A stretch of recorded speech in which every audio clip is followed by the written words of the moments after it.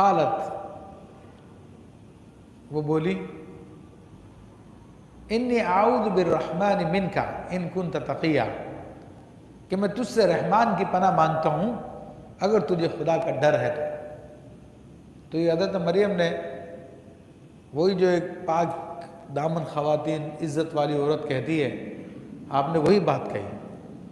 اور یہ بھی دیکھیے کہ حضرت مریم پر یہ سارا کا سارا دیکھے فرشتے کا آنا، اگرچہ کسی روپ میں بھی ہو، تو اب یہ انسان جو عبادتوں میں لگ جاتے ہیں، اللہ تبارک و تعالیٰ کے ذکر کے ساتھ اپنے آپ کو خاص کر لیتے ہیں، تو پھر ان میں یہ اللہ تعالیٰ فضل فرماتا ہے کہ ان کے اجسام کو بھی نورانی کر دیتا ہے، وہ اس قابل ہو جاتے ہیں کہ اس مخلوق سے کسی اور شکل میں وہ بات چیت کر سکیں، ان سے رابطہ ہو سکے۔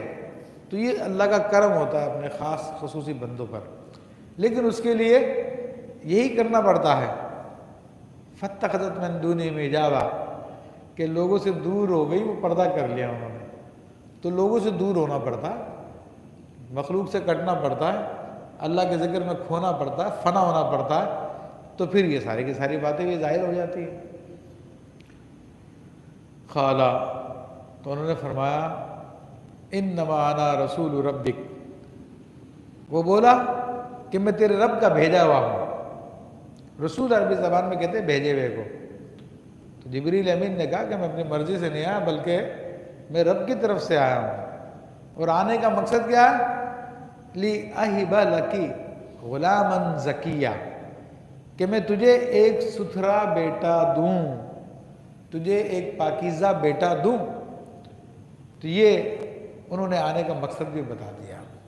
تو آیت طیبہ نے جہاں پر اس بات کو ظاہر کیا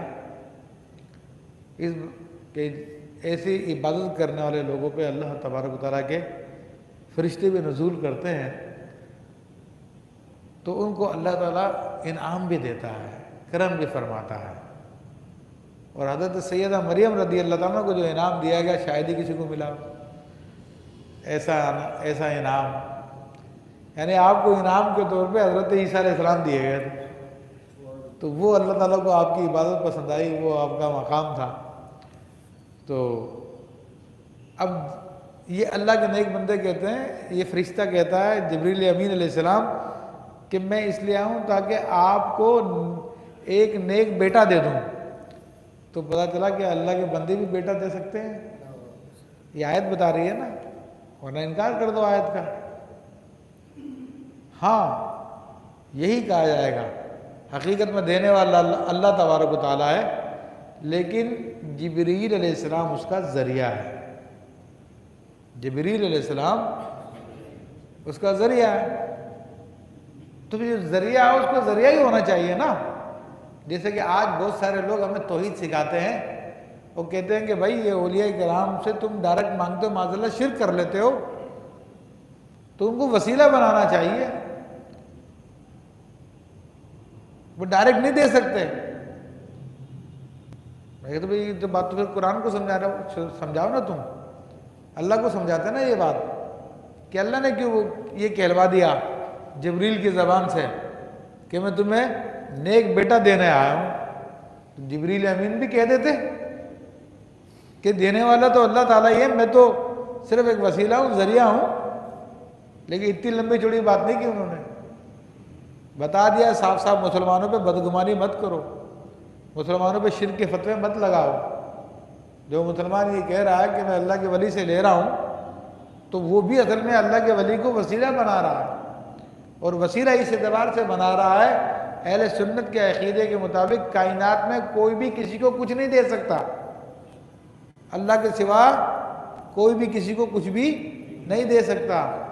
تو اب ہم یہ عقیدہ رکھنے کے بعد اگر کسی سے مانگتے ہیں تو اصل میں عقیدہ یہ ہوتا ہے کہ جس سے مانگ رہے ہیں وہ بھی ذریعہ ہی ہے۔ بھئی یہ کیا بات ہوئی؟ اللہ کے ولی سے مانگا تو کہا کہ نہیں، یہ شرک ہو گیا ہے۔ اپنے باپ سے مانگو، اپنے بھائی سے مانگو، کہا یہ جائز ہے۔ تو کیا باپ یا بھائی تمہارا کیا کہتے ہیں وہ، یا ماں جو ہے تمہاری، کیا یہ خدا ہے کیا کہ ان سے جائز ہے اور ان سے مانگنا ناجائز ہے؟ پھر کہتے جی ما فوق الفطرت، ایسے اسباب سے ہٹ کے اگر کیا جائے، اپنی طرف سے تعویلیں، اپنی طرف سے لوگوں کو بیوقوف بنانا۔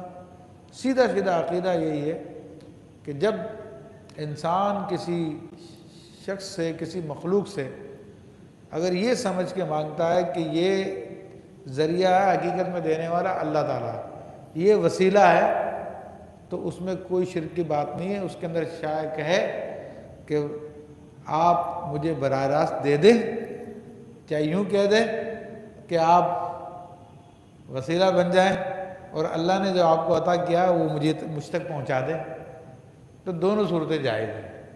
تو مسلمانوں کے بارے میں بدگمانی نہیں کرنی چاہیے، اور یہ آیت تو بتا رہی ہے کہ اللہ کے نیک بندوں کی طرف یہ دینے کی نسبت بھی کرنا جائز ہے۔ اس لیے جبریل امین نے کہا لِأَحِبَ لَكِ غُلَامًا زَكِيًّا کہ میں تو آیا اس لیے میں مریم تمہارے پاس کہ تمہیں میں ستھرا اور پاکیزہ بیٹا دے دوں۔